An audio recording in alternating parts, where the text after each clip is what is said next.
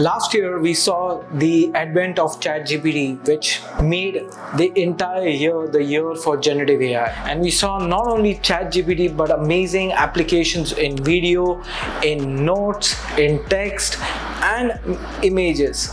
And it's been a fascinating year on how 2023 has paved the path for generative AI. But coming to 2024, I believe strongly the world is going to see a big transformation in terms of our devices as well as applications which we work, and how generative AI is going to get incubated part of it.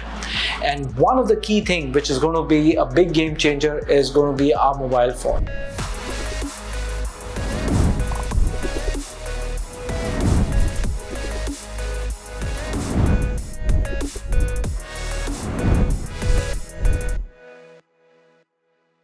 Samsung released its first generative AI enabled phone, the first mover in leveraging generative AI and releasing its new flagship phone, Samsung S24, has now equipped with a lot of generative AI features, which is fascinating on how generative AI is now coming to our devices. Features like note taking, which has been a staple feature in Samsung, has now generative AI which can recognize our handwriting and can equip the handwriting to convert to text, which really helps note taking become faster and better and can enable search, which has become more profound now.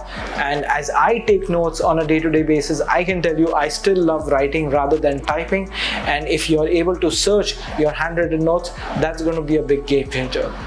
The other features include touch-ups on images, touch-ups on videos, editing videos, and there are many more such features which Samsung S24 has and enables the user to go ahead and make changes on its images and as well as videos.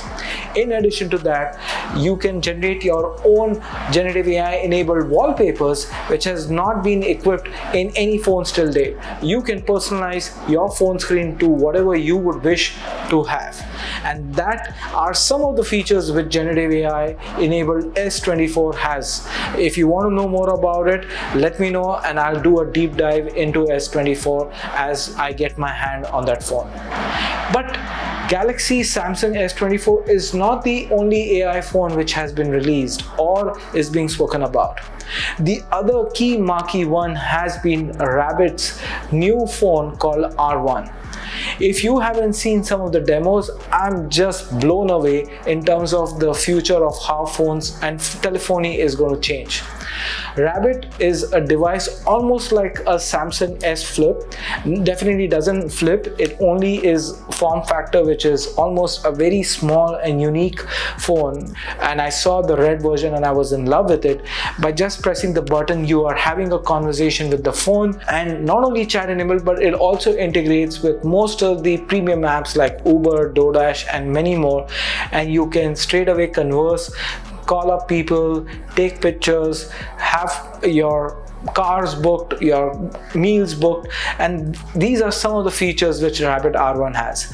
Now, Rabbit has also launched its new language model called LAM, which is Large Action Model, which not only incorporates the multi-model technique but also enables a lot of actions and integrates with different apps and takes not only the steps which you provide but also takes further steps and understand what further steps it need to take. For example, ordering food, it will go ahead and figure out what food type you would want, will provide those recommendations, and if you agree, it will go ahead and take those actions. So it's fascinating how language models and these base foundation models are evolving from LMM to LLM to LAM, and how the world is evolving with incorporating not only the software but the hardware as well. But these are not just the only two devices which I'm here to talk about. Late last year, there was another device which was launched which took the internet by storm, and it was called Humane. It's a brainchild of two founders, Imran Chaudhry and Bethany. They are former employees of Apple and have released a small device which you can put it on your shirt pocket and is laser enabled and can perform all the tasks on the palm of your hand.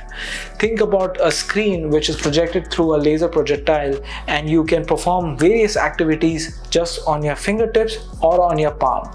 Humane takes telephony to a very different level, and that's the key objective of Imran's vision and Bethany's vision. Some of the features include it's a screenless phone, which means you don't have any more screens. And think about, today we are addicted to screens, but tomorrow when these devices come to market, and for example Rabbit R1 is already there for pre-order, and same with Humane, you would no longer be addicted to screens and you'll be just interacting with voice. Now whether you'll be interacting with voice and just walking down the street and blabbering and having a conversation, people will think you're crazy, but no, you're talking to your phone and having those instructions passed on to the phone.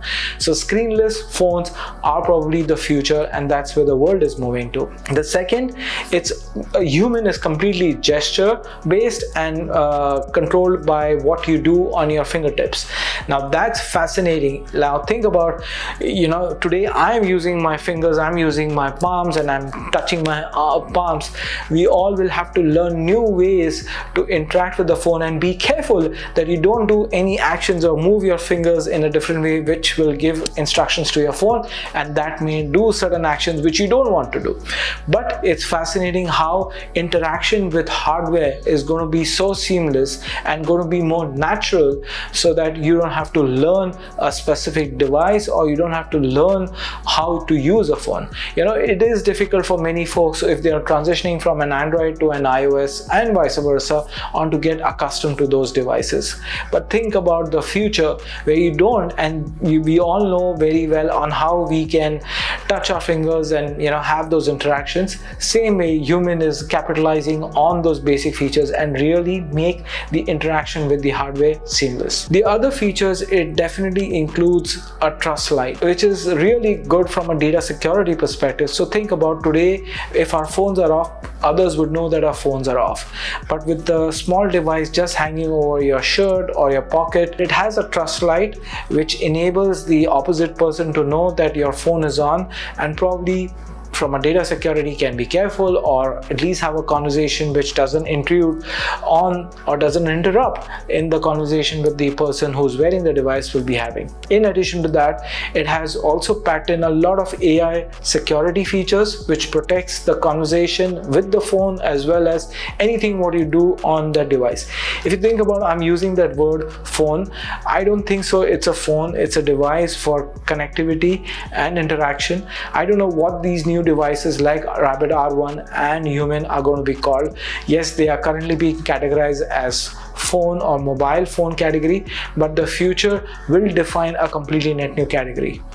I'm fascinated, and I would love to hear whether you would like to see generative AI in our classic devices, whether these are Android or iOS based, or have a very different form factor like Rabbit R1, which basically makes the phone still feel like a phone but have a completely different interactive capability, versus a completely new form factor like Humane, which doesn't have any screen and you are basically having conversation through a virtual environment. Would love to hear your thoughts. Which form factor would you be interested in using in the future? If you have any thoughts on this video, please leave your feedback in the comments below, and I would love to hear from you. Take care, be safe, and stay healthy.